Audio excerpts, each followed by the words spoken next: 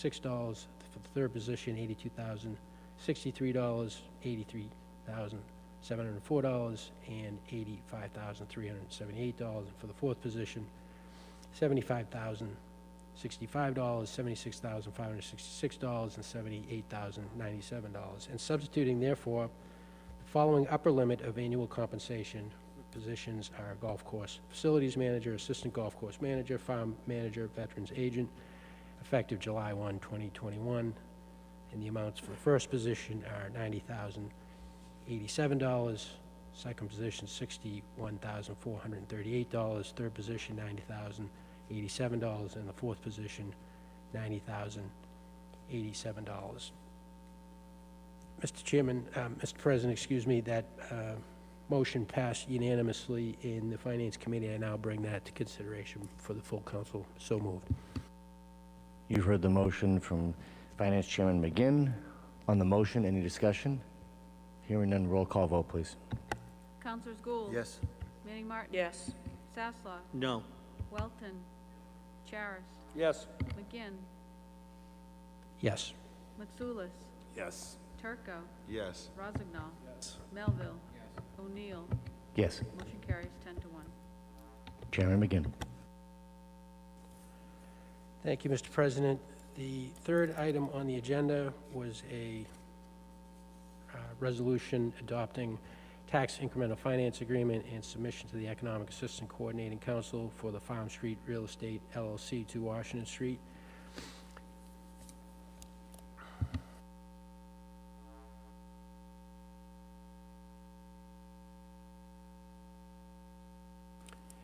The mayor brought this back to us from the meeting that occurred on September 9th because subsequent to that meeting, it was discovered that what had been brought to us in the form of a special tax assessment should have been brought to us in the form of a tax incremental finance agreement. So the documentation was revised to reflect that and reflect what has been processed by the state and subsequently approved. The mayor apologized for the administrative error up front. So this is a bit of housekeeping to basically get the documents corrected. So there were two motions, Mr. President. The first motion by Councilor Turco was as follows. Move to approve the resolution adopting tax incremental finance agreement and submission to the Economic Assistance Coordinating Council for Farm Street Real Estate LLC, whereas the City of Peabody is Farm Street Real Estate LLC, a company currently land has prepared in accordance with Chapter 23A and 3E and 402 CMR 2.00, and whereas there is strong support for the economic development and use of the tax incremental financing as an economic development tool to encourage business expansion for Farm Street Real Estate LLC and the business at that property. Now, therefore, be it ordained by the Council of the City of Peabody that, one, tax incremental financing be adopted as is, which has been substantially submitted, a copy of said financing negotiating administrative committee, TIFNAC, to negotiate tax incentive agreements for project. The TIFNAC is composed of the mayor, city employees, and the chairperson's exemption for each project shall be negotiated by a vote of the city council. 7, the tax incremental financing agreement shall be binding on all subsequent owners of the property, certified by the Economic Assistance Coordinating Council, EACC. The City of Peabody reserves the right to review and renegotiate the tax incremental financing agreement and seek decertification of the project by the EACC if the business activity ceases to be fully operational during the life of the tax incremental financing agreement or upon failure of the owner to fulfill its material obligations as specified in the tax incremental financing plan adopted this 14th day of October 2021 by the vote of the City Council of the City of Peabody, Mark J. O'Neill, City Council President, Allison Danforth, City Clerk. Mr. President, that motion passed the Finance Committee unanimously, and I now bring it for consideration to the full council. So moved. Thank you, Chairman McGinn. You've heard the motion. And then to finalize form of resolution, all tax incremental financing agreements negotiated by the TIFNAC shall be made part of the tax City of Peabody, Massachusetts, and Farm Street Real Estate LLC in the form as attached to a communication from His Honor the Mayor dated September 16th, 2021.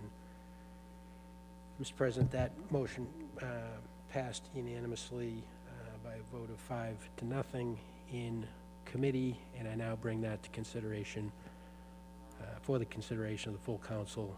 So moved. You've heard the motion by Chairman McGinn. Any discussion?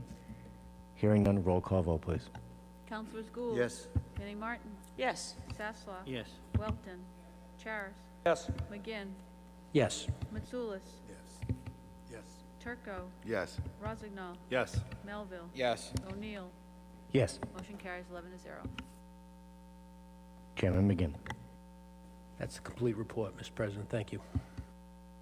Thank you, Chairman McGinn, especially for your work during these busy times and having us all be prepared for it. Very, very helpful. Thank you. We'll now move to motions, orders, and resolutions, but before I turn it over to Council Gould, I just wanted to point out there's a package that was a courtesy copy of the 40B filing for 128 Newbury Street. It just, your copies, there's nothing for us to do tonight other than just take it home and have it for your own copy at this time. Thank you, Council Gould. Council Manning Martin. Thank you, Mr. Chairman. Under suspension of the rules, move to receive item 7A and refer to finance. So moved.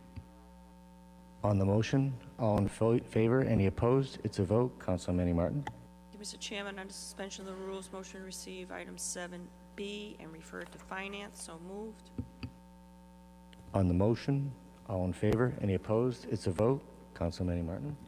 Thank you. Under suspension of the rules, motion to receive item 9A, renewal for 2021 for the entertainment license for the AOH number 11 of 58 Lowell Street, all papers being in order. So moved. On the motion, all in favor? Any opposed? It's a vote. Council Manning Martin. Thank you, Mr. Chairman. No further motions. Thank you, Council Manning Martin. Council Sasslaw. Question. I do see on the docket we have communication from Madam Clerk Danforth regarding the warrant for the upcoming election. And I just, if I could ask through you to her, I know we did not have a lot of primaries, but we did have a few, Ward 4, Ward 5, and we actually had the PMLP. I did get some concern. School was in session that day, and I don't believe it's going to be in session for the general election, but we did get, I personally got some concerns, complaints about up at the high school. I know it's kind of a one-off we're doing because of COVID, but there was really not enough parking, especially for handicapped. It was an issue, and I just wondered if through you to the Madam Clerk, can maybe, I believe we had a brief conversation, but can you elaborate on any conversations that you had, you know, with the, I believe it's a school department, it's their buildings, they control them, but as I said, I don't think we have school on election day, but maybe you can just comment a little bit about what happened on primary day and what you see going forward. Thank you, Counselor. I have spoken with the superintendent regarding the parking situation during the primary, and we have a plan going forward to provide more parking. There isn't school on Election Day, however, there will be teacher development days, so there will be teachers, but he has assured me that we'll have enough parking for our voters for the election. So just a follow-up, and if you can't answer it, that's fine, but I have to ask the question. Will he be designating certain spaces for handicap? Will he be designating certain spaces? Will they be putting cones out? Do you have any idea what his plan is for the high school? So at the high school, apparently there were handicap spaces, but they were marked on the pavement, but there were no signs. And so I've already talked to Jim Hafey about getting those signs put in. So we will have the parking there, and we're going to move. He has agreed to have the teachers move out of the teacher parking lot, which is the parking lot closest to the doors that we use. So it shouldn't be an issue. Thank you so much for your update and your work. Appreciate it. No further motions, orders, resolutions. Thank you. Thank you, Council Sasslaw. Councilor Welton. No motions this evening. Thank you, Mr. President. Thank you, Councilor Welton. Councilor Charest? Thank you, the other, so I would like to see that ongoing too. It was very helpful, again. Didn't really think about the, you know, possibly a small gas leak that needed to be repaired before, and I'm glad they repair them before they pave the street, but just on that information, it was very, very helpful. And I just wanted to express our sympathy to the Dennehy family who lost Bobby this week. Tragic loss, so I felt sorrows to that family. So move. That's it. There wasn't even a motion, that's all. Just to mention it. No, thank you, Councilor Charest. Councilor McGinn? Thank you, Mr. President. Under suspension of the rules, move to receive item 8D. So moved. On the motion, all in favor? Any opposed? It's a vote. Councilor McGinn? Thank you, Mr. President. On suspension of the rules, move to receive item 9C and set up a public hearing. So moved. On the motion, all in favor? Any opposed? It's a vote. Councilor McGinn?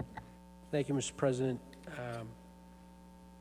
Move to advertise an amendment to Ordinance Section 19-81, Parking Prohibited Handicap Zone, to add Calumet Street in front of and along the property line of 17 Calumet Street. So moved.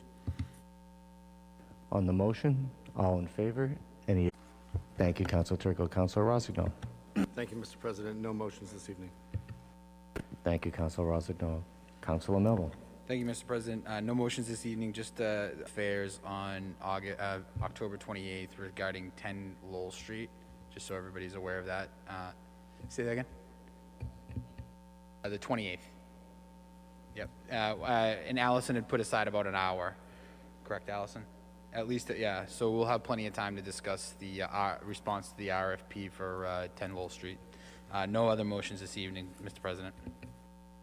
Thank you, Councilor Melville. I just wanted to mention two things, just to remind councils that we're going to be scheduling a committee of the whole for Monday, October 25th, where we will be reviewing the proposed ward and precinct map.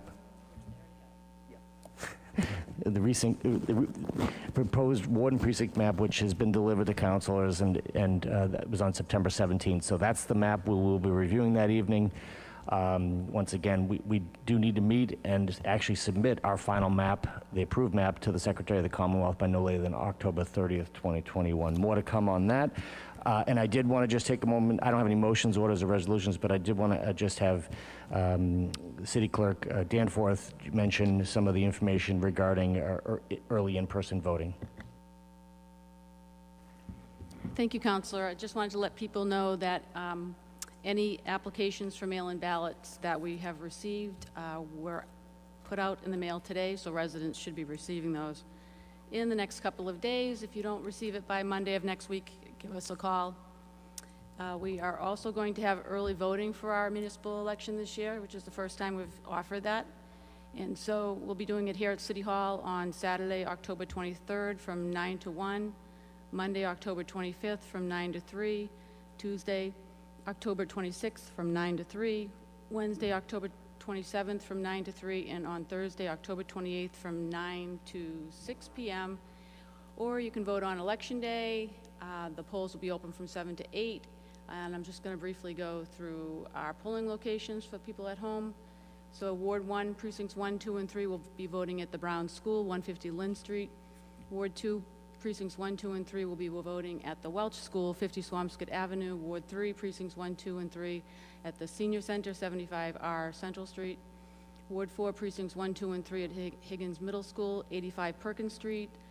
Ward 4, Precinct 4, 3A at the McIntosh Clubhouse, 300 Brooksby Village Drive, first floor. Ward 5, Precincts 1, 2, and 3 at Peabody High School, 485 Lowell Street. And Ward 6, Precincts 1, 2, and 3 at the Burke School at 127 Birch Street. So if folks don't know what their ward or precinct is, just you can call the city clerk's office at 978-538-5756, and that's it. Thank you. Thank you. I appreciate outlining that. And all that information is on the city website if anyone wants further details, or they can certainly call the clerk's office. At this time, I'll now entertain a motion to adjourn. Moved. On the motion, all in favor, any opposed, it's a vote. This meeting is now adjourned.